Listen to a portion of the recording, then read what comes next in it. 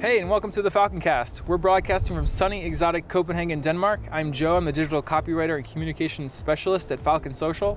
And I'm Ronja. I'm a head of marketing. In this episode, we'll be going over the 5 ways to make a more social organization. Yeah, so let's go inside and get started.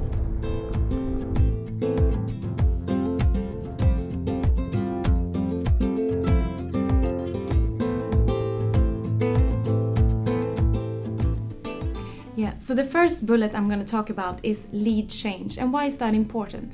Yes, because you will be carrying out a change, implementing a social media strategy. So I'm coming from the client side and I've done that mistake. So what I did was to implement a social media strategy and a social media playbook upon the organization, enforcing them to take that on board. What I should have done is to include the whole organization earlier on to get their buying agreement, or at least understanding why this change needs to be carried out.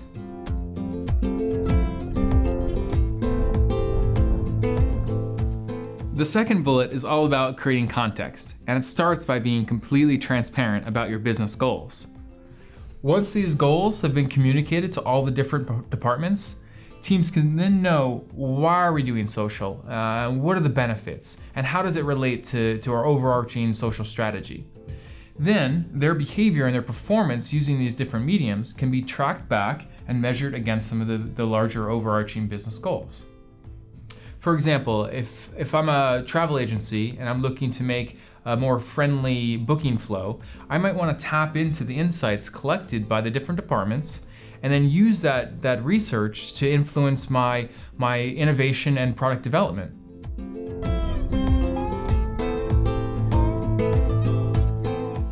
So the next bullet is called define roles. And one way of doing that is to define the voice and the experts.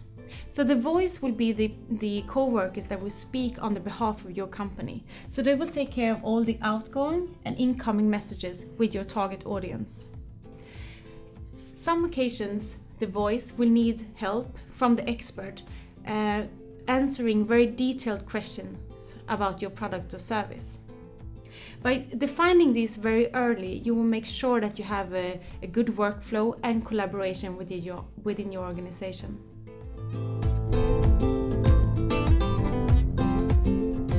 The next bullet is all about training your team and getting feedback to bring your social strategy to life. And it starts with using your workforce. And these people who have been there for a super long time, who know the ins and outs of your product or your service, and who are great dealing with customers. But they might not know how to bring that same level of detail and customer service to a social setting, to Facebook or to a Twitter. And it starts really simply with knowing what are the new features on these sites. What is a like button and how is it different from a like box? Or what's the value of a retweet or a reblog? So once you can onboard your existing staff with the best practices in social media, the better you are for creating a detailed social media guidelines and a training program for future employees.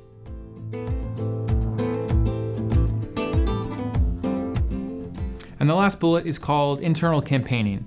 And this is important because what it does is it enables the social team, which shouldn't be perceived as living in a vacuum or just a part of marketing. It lets them have a voice throughout the organization and serve almost as if they're the glue that's connecting all the different business units. And they're filling these units all the time with different social insights and know-how and different research from their findings. And what this does is it brings the whole process full circle, enables your social strategy to really come to life within your organization. And so remember, lead change means involving and aiming for a feeling of ownership. Creating a context ties your social activities to your business goals. By defining roles, you make sure that everyone understands who does what, when. Train your team and give them constant feedback to achieve your social goals. Internal campaigning is a great way to promote your social team and get buy-in from the whole company. Thanks for tuning into the FALCONcast, and don't forget you can catch up on all these points on our upcoming blog post.